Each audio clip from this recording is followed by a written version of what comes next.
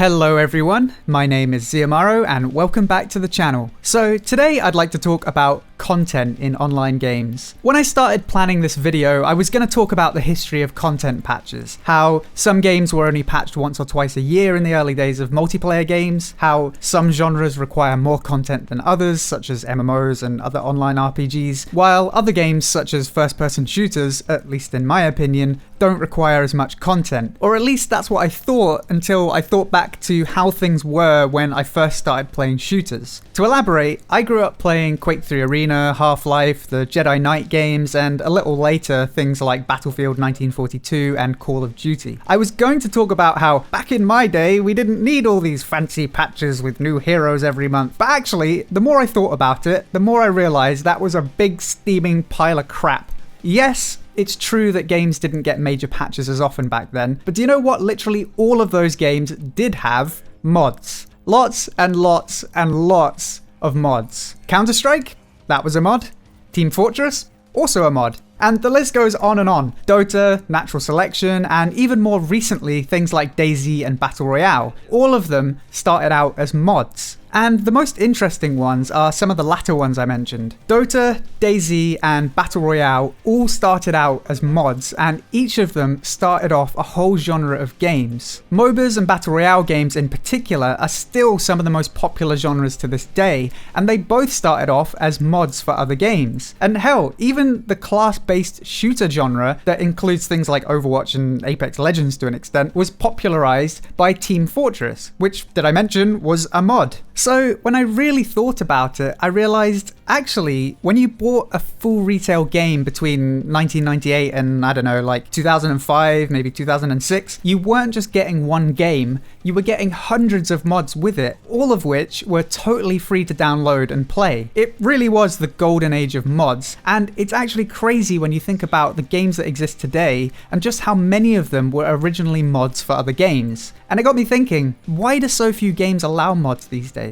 After all, it seems like a really obvious solution to the lack of content so many games suffer from. And I guess the answer to why you don't see moddable games nearly as often these days is kinda complicated. You could take the cynical approach and say, well, so many AAA titles have yearly release schedules right now that allowing mods would extend the life of an older title and possibly affect sales of subsequent releases. And I'm almost certain that's a factor. An interesting example is the Battlefield series. There was a popular mod for Battlefield 1942 called Desert Combat. It was a total conversion mod that turned the game from a World War II shooter into a full-blown modern shooter. And it was so popular that DICE ended up acquiring the studio who made it to help build Battlefield 2. And actually, Battlefield had a pretty decent modding scene all the way up to Battlefield Bad Company and Battlefield 3. Those games were not moddable. And I don't think it's a coincidence that Battlefield 3 was also when the abundance of paid DLC started. Having a bunch of quality free-to-download mods isn't good for business when you have your own DLC that you want to flog. But that's probably the most cynical reason for why we don't see mods as often these days. The official reason Battlefield and many other games don't support mods anymore is because of how complicated the engines have become. It takes a lot of man-hours to support modding in your game, and the more complicated a game engine becomes,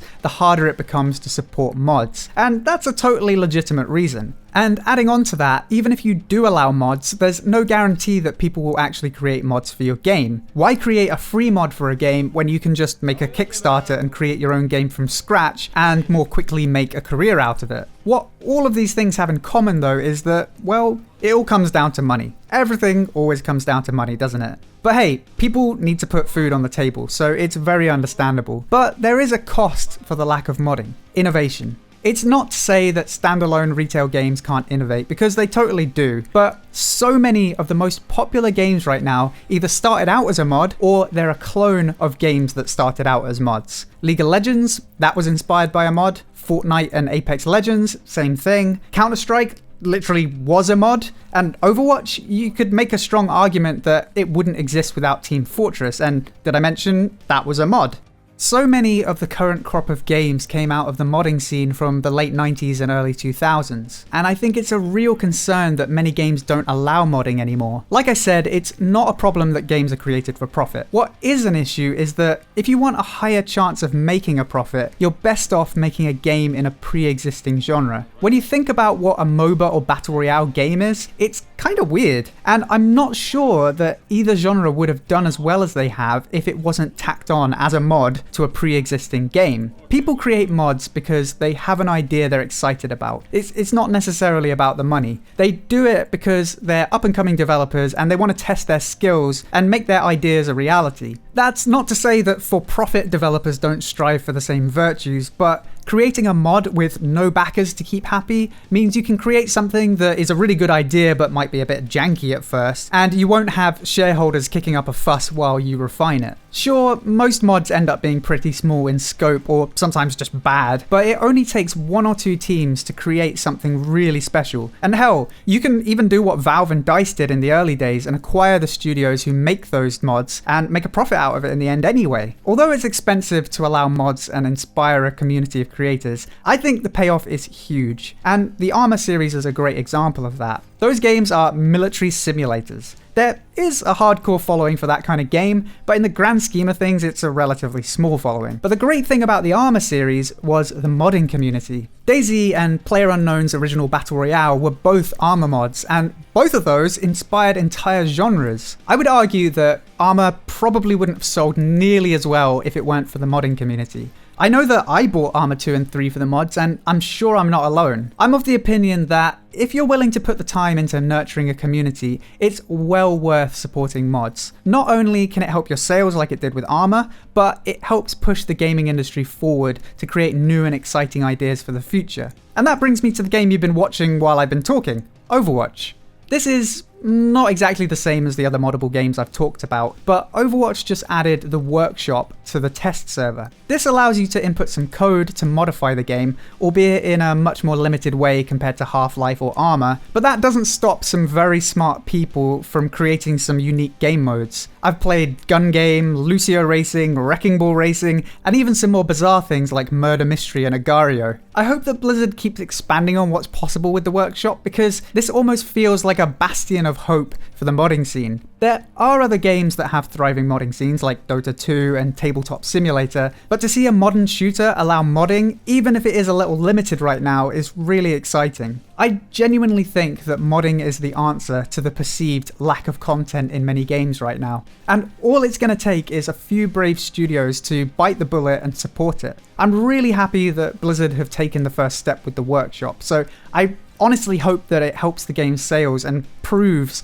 that modding can be a profitable move again. So, what do you guys think? Are you like me and think that modding is the cornerstone for gaming innovation, or do you think that's a load of crap? And if so, can you give me an example of a recent game that was both genre-defining and never a mod? I'm sure there are some examples out there, so let me know down in the comments below. I hope you enjoyed this video. If you did, then please feel free to subscribe for more gaming guides, news, and discussion. And don't forget to check out the links below to Patreon, Discord, and Twitch. Until next time, thank you for watching, and I'll see you soon.